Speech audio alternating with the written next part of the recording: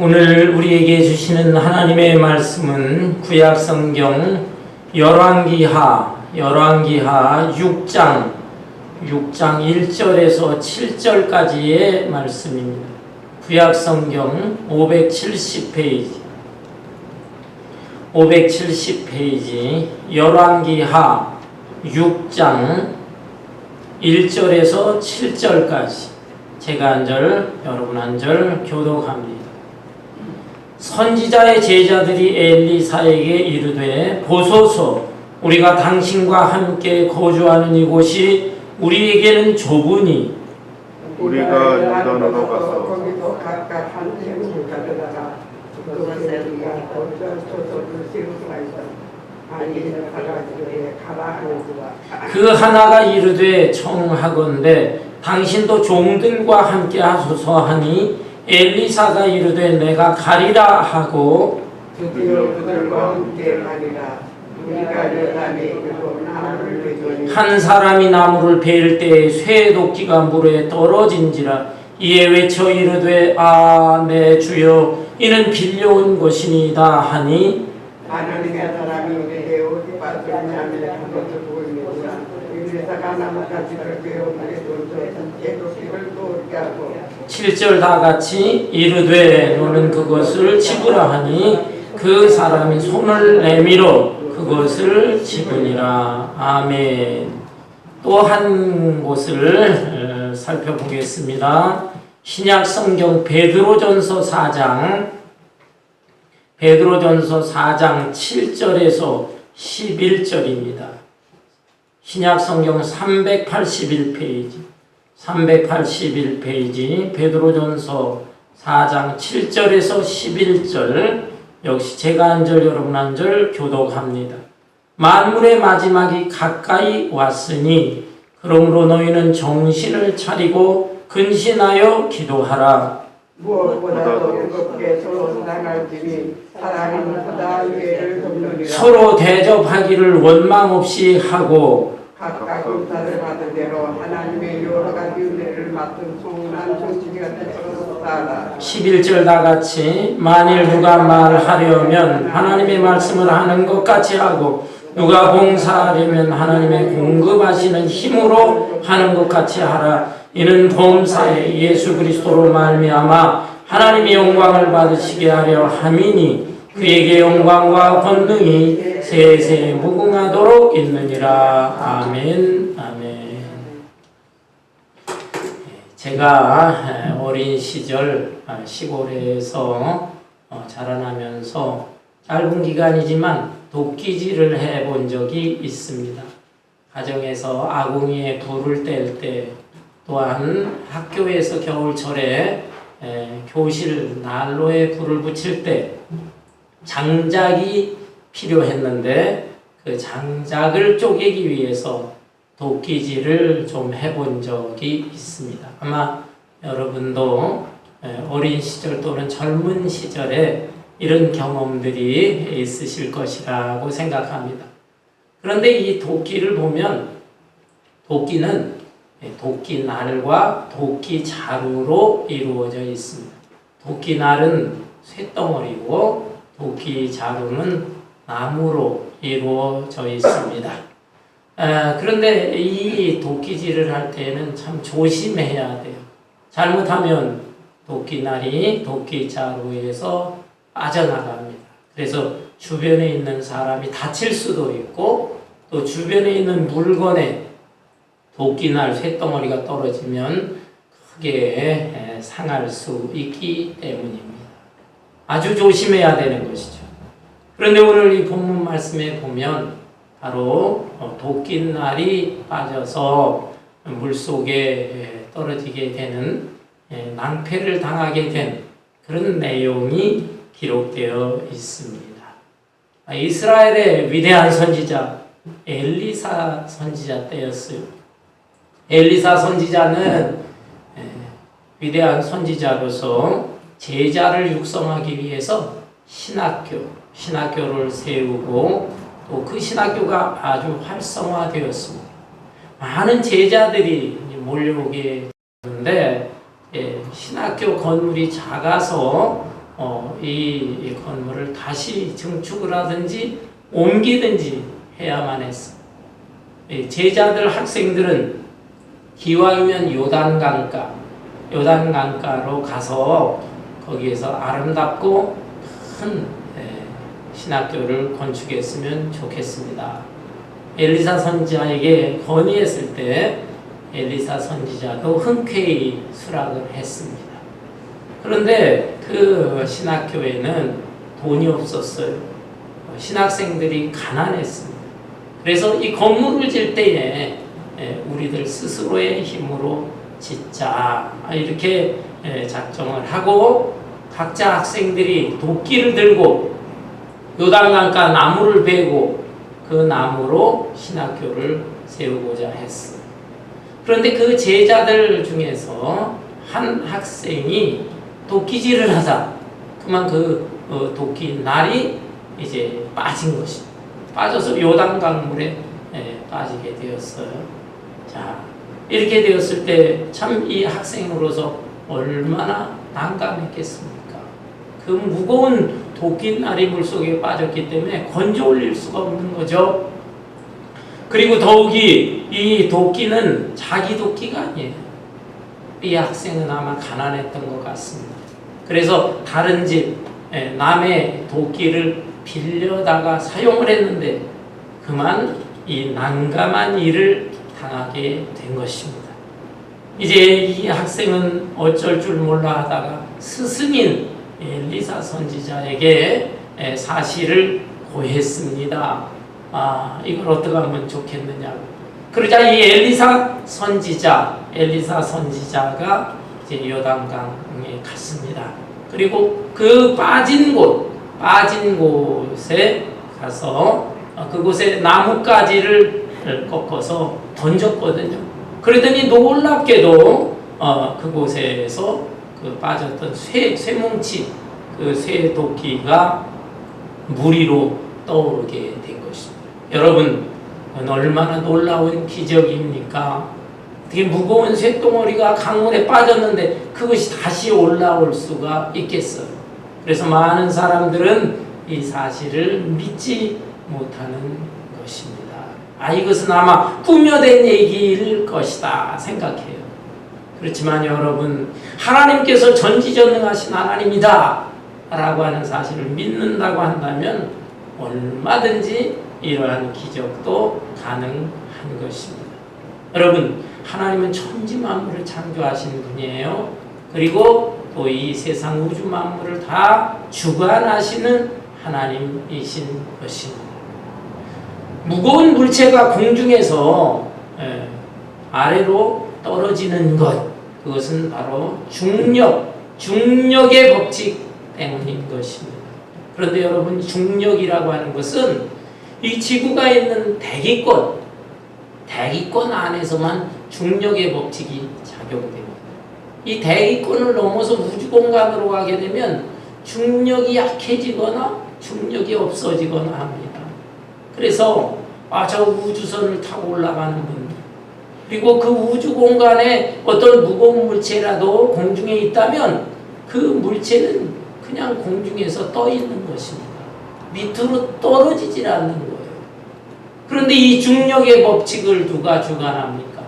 하나님께서 주관하시는 것입니다. 따라서 지금 이 요단강물에 빠져있는 쇠도끼에 대해서도 하나님께서 일시적으로 중력의 법칙을 사라지게 하심으로 인해서 그 장소, 그 시간에 사라지게 하심으로 인해서 그 무거운 쇠도끼지만 물 위로 떠오르게 하실 수 있는 것입니다. 하나님은 얼마든지 하실 수가 있는 것이에요. 그런데 이런 놀랍고 신기한 기적, 이 기적을 행하신 이유가 무엇일까요? 하나님께서 하신 기적은 단순히 기적이라고 하지 않고 표적이라고 합니다. 표적. 기적과 표적은 같은 말이 아니에요. 기적은 영어로 미러클이라고 하고 표적은 사인이라고 합니다. 표적이 무엇인가? 표적은 목적이 있는 기적을 말합니다. 목적이 있는 기적. 하나님께서는 왜 성경에 보면은 수많은 기적들이 나타나 있는데 그런 기적 표적을 행하셨을까요? 거기는 반드시 하나님의 의도하심과 목적이 있으시다 이 말입니다. 가장 기본적인 목적은 우리로 하여금 전능하신 하나님을 믿게 하는 것입니다. 믿음을 갖도록 표적을 주신 것이고 또 하나는 그 표적을 통해서 영적인 교훈을 깨달으라 라는 것입니다. 단순히 그냥 사람들 호기심을 채우고 와 놀래게 하기 위해서 그런 기적을 행하신 게 아니, 하나님의 깊은 의도와 목적은 영적인 교훈, 깨달음을 얻도록 하기 위해서 표적을 주신 것이다 라는 것입니다. 그렇다면 이 물 위에 떠오른 쇠도끼, 이것의 표적이 무엇입니까? 여기에서 주시고자 하시는 영적인 교훈은 무엇일까요? 이것은 잘 생각해 보십시오. 하나님의 거룩한 신학교를 세우는 데 있어서 필요한 도구는 도끼인 것입니다. 도끼. 그런데 그 도끼가 잃어버렸기 때문에 이 신학교 건물을 짓기가 어려워진 것입니다.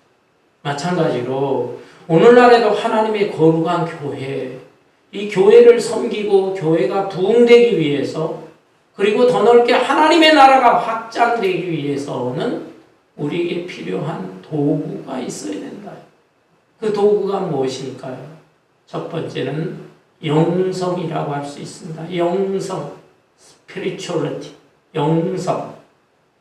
이 영성이 무엇인가요? 이것은 하나님과의 깊은 교통을 통해서 하나님 주시는 지혜와 깨달음을 얻고 하나님의 능력을 얻는 것, 그것을 영성이라고 할 수 있습니다. 우리가 과거에 위대한 신앙인들의 모습을 보면 영성이 굉장히 풍성했어. 영성이 뜨거웠어. 영성이 또 아주 깊었어. 그런데 오늘날에 와서 보면은 이 영성이 점점 희미해지는 것 같아. 약해지는 것 같아. 어떤 분들은 그냥 신앙인이라고 하면서 이름은 그냥 교인이에요. 이름은. 그러나 이 영성을 완전히 잃어버린 성도들도 많이 있습니다. 그렇기 때문에 거기에 영적인 힘이 없는 거예요. 또 그런 사람들이 모여 있을 때 교회가 부흥될 수가 없는 것입니다. 하나님의 나라가 확장되어야 하는데 하나님의 나라 확장이 어려워진 것입니다. 너무너무 안타까운 것이죠. 여러분, 과거에는 예배 모이자 하면은 열심히 모였습니다. 주일 예배뿐이 아니죠.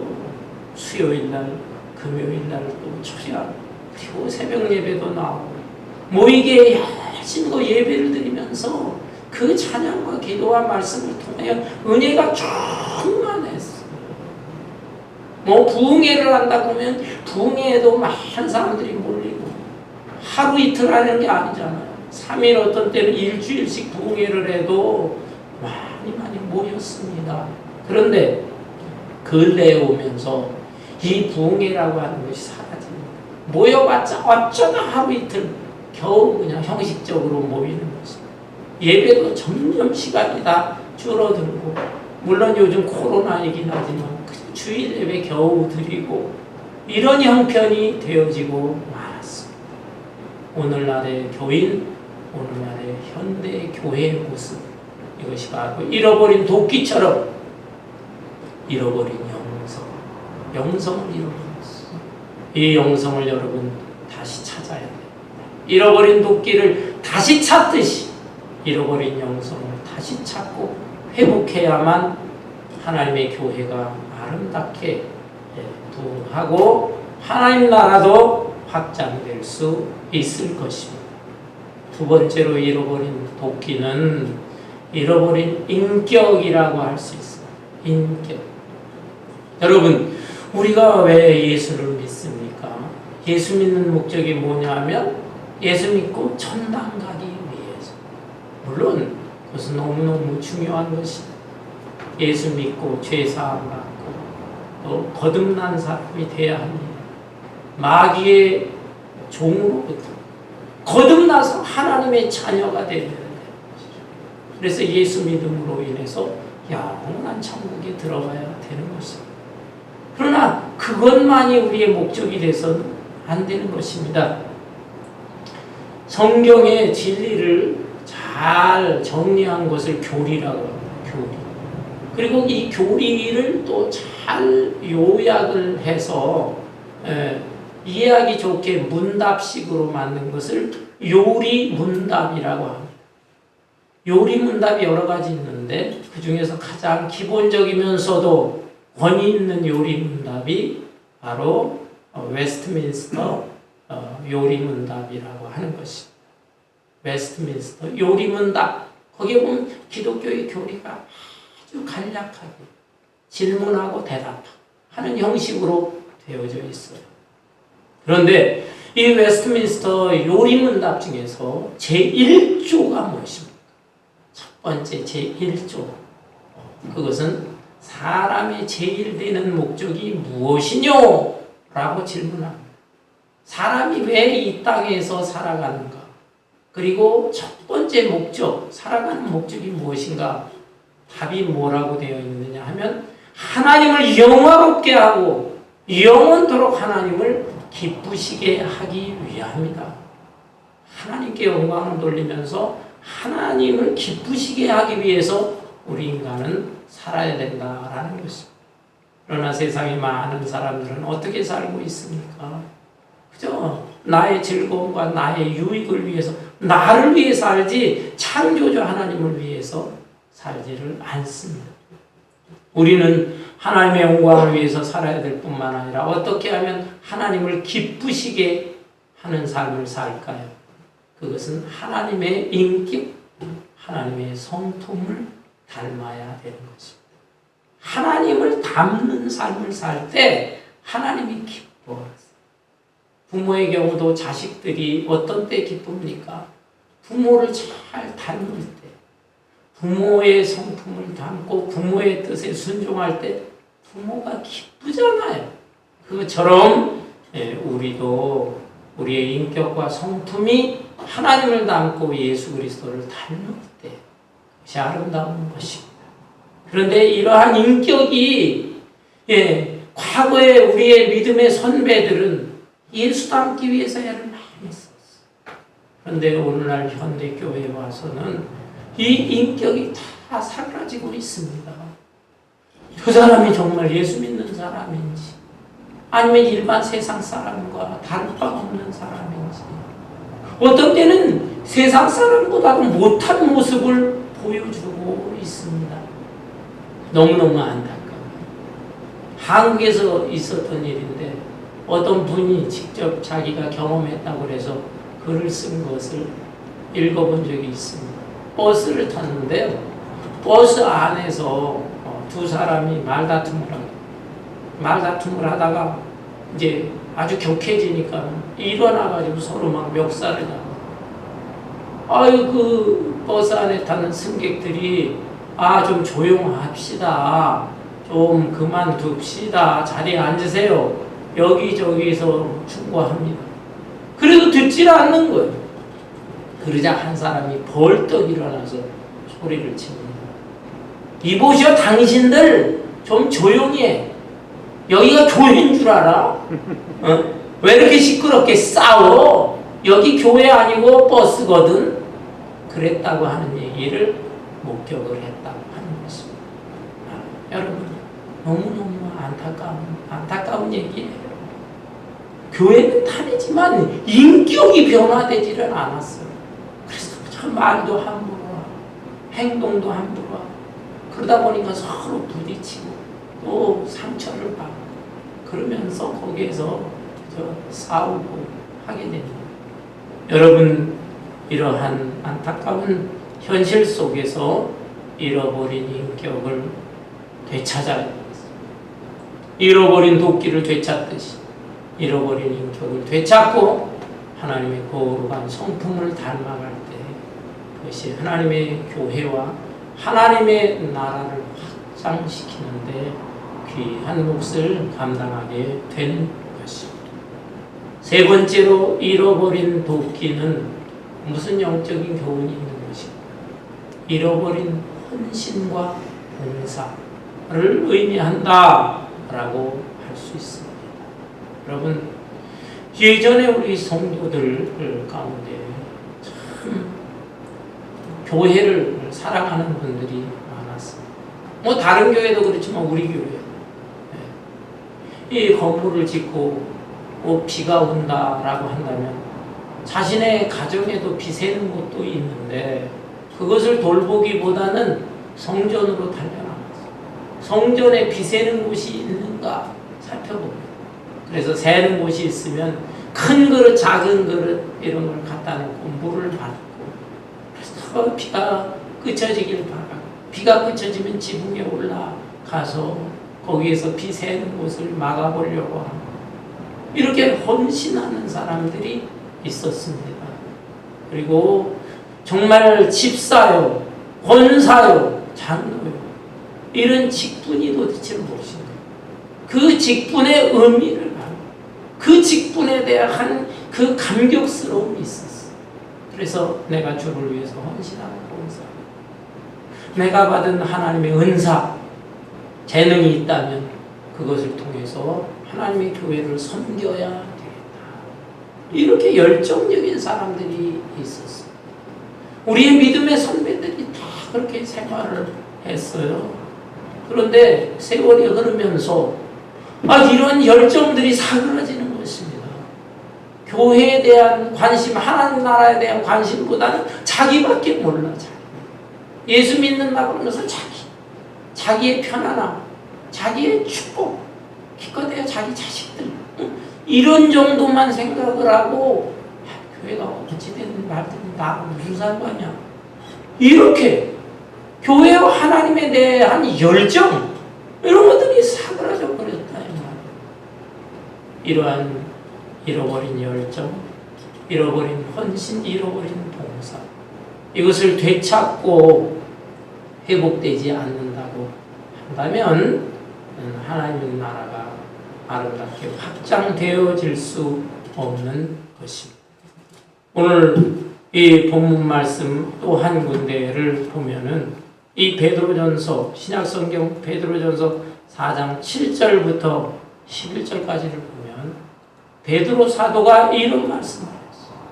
아무래도 마지막이 가까이 왔다. 마지막 때가 가까이 오게 되는데 이때에 우리가 해야 할 것이 무엇인가? 여러 가지가 있지만 그 중에서 특별히 세 가지 면을 강조했어요. 세 가지 면에 신경 쓰면서 행해야 되는 것이다. 첫째는 기도하라. 둘째는 사랑하라. 셋째는 봉사하라. 봉사하라라고 했습니다. 본문 베드로전서 4장 7절에 보면 만물의 마지막이 가까이 왔어. 이것은 우주의 종말뿐만 아니라 내 개인적인 인생의 종말도 포함됩니다. 여러분 중에서 내 생애의 종말이 가까이 왔구나 아마 느끼는 분들 많을 거예요. 이렇게 마지막이 가까이 올 때에는 무엇을 해야 되느냐 하면은 첫째, 그러므로 너희는 정신을 차리고 근신하여 기도하라. 두 번째는 사랑하라. 8절에 무엇보다도 뜨겁게 서로 사랑할지니 사랑은 허다한 죄를 덮느니라. 서로 대접하기를 원망 없이 하고. 사랑의 특성이 여러 가지. 고린도전서 15장에 보면 사랑은 오래 참고 온유하며 투기하지 아니하며 자랑하지 아니하며 사랑은 무례히 행하지 아니하며 쭉 사랑에 대한 15가지 특성이 기록되어 있어요. 그 중에서 특별히 오늘 본문 말씀에는 두 가지를 강조합니다. 사랑 중에서 어떤 사랑인가? 허다한 죄를 덮느니라. 덮어주는 사랑을 강조하고, 또 하나는 서로 원망 없이 대접하는 사랑을 강조하고 있습니다. 마지막 때가 되게 되면 다른 사람들의 실수와 잘못, 또 어쩌다가 잘못된 것, 이런 것에 대해서 그걸 덮어줄 생각을 하지 않고 자꾸 드러내서 이 사람 저 사람한테 광고 그러면서 막 어지럽게 하고 있어. 여러분, 사랑이 메말랐어. 대접하는 사람 나밖에 몰라. 이기적인 것밖에 몰라. 다른 사람 대접하지 않아.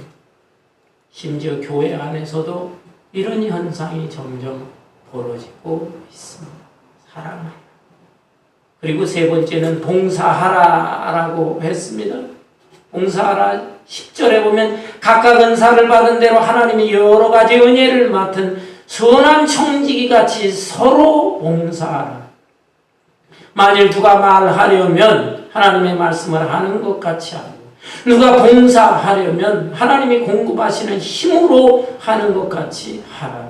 이는 범사에 예수 그리스도로 말미암아 하나님의 영광을 받으시게 하려 함이니 그에게 영광과 권능이 세세 무궁하도록 있느니라. 아멘. 하나님이 우리 각 사람에게 은사를 주셨어요. 어떤 사람에게는 말을 잘할 줄 아는 은사, 그 은사가 있다면 그 말로 복음을 전도하고 하나님께 영광을 돌립니다. 또한 다른 사람에게 각양 은사를 주셨다. 어떤 사람에게 노래 잘하는 은사, 어떤 사람에게 가르치는 은사, 어떤 사람에게 음식 잘하는 은사, 어떤 사람은 친절한 사람, 그래서 성전의 안내 봉사위원, 그리고 어떤 사람은 정리 정도는 잘 정리. 이런 사람은 교회에 어지러워진 것을 정리도 하고 좀 쓰레기도 주고, 이런 것으로 하나님께 영광을 돌리면서 봉사하라라고 했어. 그런데 오늘날 이러한 열정과 헌신과 봉사가 약해지고 있는 것입니다. 우리 교회 오랫동안 잘 섬기다가 10여 년 전에 세상을 떠나신 분이 있습니다. 지금도 제 마음속에 남아있는 분인데 남궁대식 장로님이에요. 저는 살아계신 분들, 지금 우리 교회도 지금 여러분 출석하고 있는 분들에 대해서는 설교 시간에 이름을 언급해가면서 말씀하지는 않습니다. 왜냐하면 부담스럽잖아요. 그리고 또 민망하게 여길 수도 있어요. 그래서 그런 경우는 거의 없어요. 다만 세상을 떠난 분에 대해서는 그분의 그 명예를 생각하고 또 존중하는 그런 뜻에서 가끔씩 훌륭한 분들에 대해서 언급합니다. 남궁대식 장로님, 아마 오래되신 분들은 아실 거예요. 이분들은 젊은 시절에는 다 세속적인 생활을 많이 했답니다. 술도 마시고 또 놀기도 좋아하고 이런 분이었지만, 그러나 남궁대식 장로님이 거듭난 이후에는 완전히 정말 달라졌어요. 기도 많이 하시는 분이었습니다. 여러분, 몸이 아파서 자동차 운전을 제대로 못할 때를 제외하고는 늘 새벽 예배, 그래서 엎드려서 새벽 기도를 하셨던, 개인적으로도 가정적으로 기도 많이 하시는. 그런가 하면은 인격이 훌륭한 분이 인격이 특별히 사랑, 너그러움이 있으셨어요. 그래서 우리 교인들 중에서 개인적으로 고민도 있고 힘든 일도 있고 괴로워하는 일도 있고 또 영적으로 시험든 분들도 있어요. 솔직하게 말씀드리면 그런 분들이 저를 찾아오는 경우도 있지만 어떤 때는 제가 부담스러운지 우리 남궁 장로님을 찾아가고, 그러면은 장로님이 이렇게 저렇게 위로도 하고 격려도 하고, 또 어떤 때는 따끔하게 충고도 하시고, 이렇게 좋은 일을 많이 하셨던 뿐만 아니라 남궁 장로님이 봉사도 많이 했어요. 물질적인 봉사도 하셨지만 몸으로도 헌신하고, 교회 나오면 성전을 이렇게 둘러보세요. 그리고 성전 안팎에 특별히 이 꽃나무를 좋아하셨어요. 그래서 집에 있는 꽃 중에서 예쁜 꽃이 있으면 그것을 퍼와서 이 성전 정원에다가 심고, 또 나무가 많이 자라면 그 전지 가지 다 쳐주시고, 봉사를 많이 했어요. 그리고 사업에서 은퇴하신 후에는 양로원들을 방문하고 주중에 양로원을 방문하면서 거기서 병든 노인들을 위해서 설교부터 해주셨어요. 뭐 성경 내용을 깊이 있게 분석을 해가면서 말씀을 전하시지 않으셨지만 당신이 경험 속에서 체험 속에서 한 그 설교를 하게 되면 이 노인들, 병든 노인들이 너무너무 공감하고 은혜를 많이 받았어요. 이런 분이었는데 이분이 그만 이제 전립선 암으로 시작을 해서 이 암이 몸에 쫙 퍼졌잖아요. 그래서 세상을 떠나셨습니다. 77세로 떠나셨어요. 요즘은 80, 90, 100세 넘는 분도 있는데 너무너무 좀 아쉽고 가족들이 너무너무 눈물을 흘리며 슬퍼하고 저도 안타까웠습니다. 며칠이 지나서 장례식을 치르는데 제가 무슨 말씀을 전할까 기도하면서 생각을 하고 있는데 제 안사람 여우문실 사모가 내가 어저께 꿈을 꿨는데 신기한 꿈을 꿨습니다. 얘기를 하는 거예요. 무슨 꿈인데 저는 꿈하면은 별로 그렇게 그걸 믿으려고 하진 않아요. 왜냐하면 대부분 개꿈이 많아. 개꿈. 그 다음에는 자기가 평소에 마음속에 소원했던 것 그런 것들이 잠재의식 속에서 있다가 다 꿈으로 나타나는 경우들이 많아요. 진짜 하나님이 주시는 그 영몽이라고 하잖아요. 영적인 꿈은 드물어요. 그런데 제 안사람이 꿈을 꿨다고 하니 무슨 꿈이냐라고 했더니 로지일 아시잖아요. 그 산 언덕에 묘지들이 얼마나 그 로즈일의 관이 가득하게 놓여 있었다는 것입니다. 그런데 그 중에 한 관이 있는데 가운데 관이 있는데 관 위에 모자가 하나 얹어져 있다는 거예요. 그래서 저게 뭐지? 하고 가까이 가봤더니 그게 난공대식 장로님 관인데 그 관 위에 군인 장교 모자가 얹어져 있었다는 것입니다. 그래서 다른 거는 개꿈인지 몰라도 이 꿈은 좋은 꿈이야. 하나님께서 보여주신 꿈인가? 제가 그렇게 받아들였어요. 그래서 장례식 때 제가 이 얘기를 한 적이 있습니다.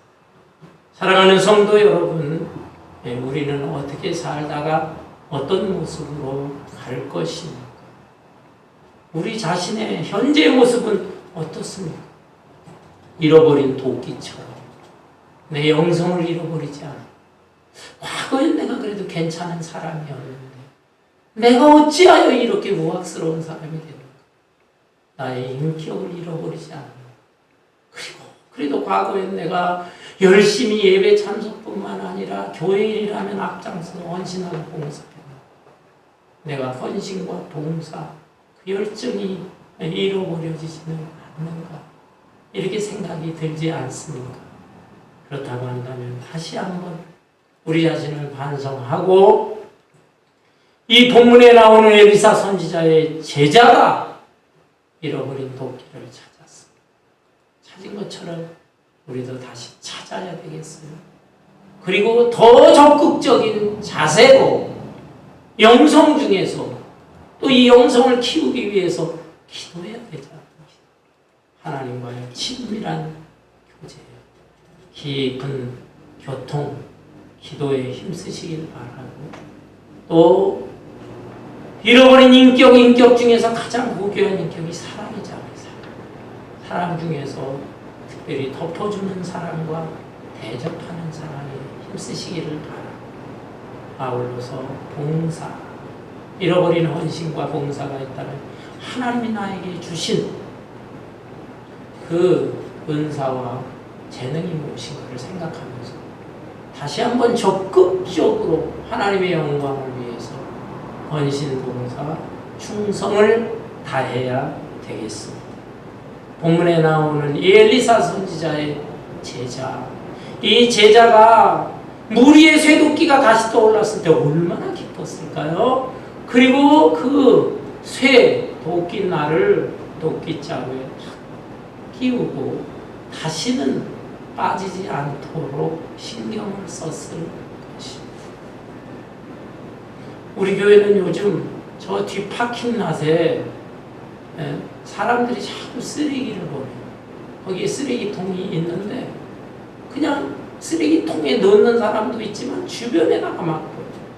그 작은 쓰레기는 쓰레기통에 넣기가 쉬운데 어떤 때는 뭐 소파라든지 뭐 책장 또 매트리스 이런 가구들을 막 버려요. 그러면은 그걸 가져가지는 못하잖아요. 그거 따로 가져가게 하면 비싼 돈을 내고 사람들한테 부탁해야 돼요. 이걸 어떻게 하면 좋을까 하다가 제가 도끼를 하나 구입을 했어요. 홈디포에서 도끼를 구입해서 새벽 시간에 나와 하나님께 새벽 기도를 하고 그 다음에 남아서 1시간 정도 도끼질을 합니다. 아마 도끼질을 해본 게 몇십 년 만에 처음인 것 같아요. 그런데 요즘 도끼는 잘 만들어졌어요. 예. 도끼날과 도끼자루가 다 전체가 쇠로 만들어져 있어요. 도끼날은 강철로 만들어지고 도끼자루는 가벼운 쇠로 만들어졌는데 빠지지 않도록 중간에 용접을 해요. 그러니까 아주 안전하게 그리고 도끼도 잘 들어요. 그래서 어렵지 않게 뭐 운동 삼아서 제가 도끼질을 하고 그걸 산산이 쪼개서 쓰레기통에 넣고 그렇습니다. 그러나 옛날 도끼는 그렇지 않잖아요. 도끼날 쇳덩어리가 있고 거기에 구멍이 파여 있고 거기에 도끼 자루 나무를 끼워 넣습니다. 그런데 자꾸 빠지니까 빠지지 않게 하기 위해서는 그 구멍 사이에다가 쐐기를 끼워 넣습니다. 쐐기가 무엇입니까? 얇은 나무죠. 얇은 나무를 갖다 그 사이에다 끼워 놓으면 웬만해서는 그 도끼날이 빠지지를 않습니다. 본문에 나오는 엘리사 선자의 제자도 더 이상 도끼날이 빠지지 않도록 아마 쐐기를 단단히 박았을 것이에요. 그리고 도끼질을 하는데 힘차게 도끼질을 해서 나무들을 많이 베고 그 나무로 하나님의 거룩한 신학교를 크고 아름답게 짓는 일에 귀한 몫을 감당했을 것입니다. 앞으로의 우리의 남은 생애를 어떻게 살 것인가? 여러분, 잃어버린 도끼, 잃어버린 영성, 잃어버린 인격, 잃어버린 헌신과 봉사 다시 한번 회복을 해서 하나님 나라를 위해서 더욱더 기도에 힘쓰시고 또 사랑하되 허물을 덮어주고 또 대접하는 사람에 힘쓰시고 아울러서 하나님 주시는 그 은사, 나에게 주신 은사가 무엇인가 잘 생각하면서 그 은사를 활용함으로 인해서 하나님의 영광을 위해서 아름다운 생애를 살아갈 수 있기를 주님의 이름으로 축원합니다.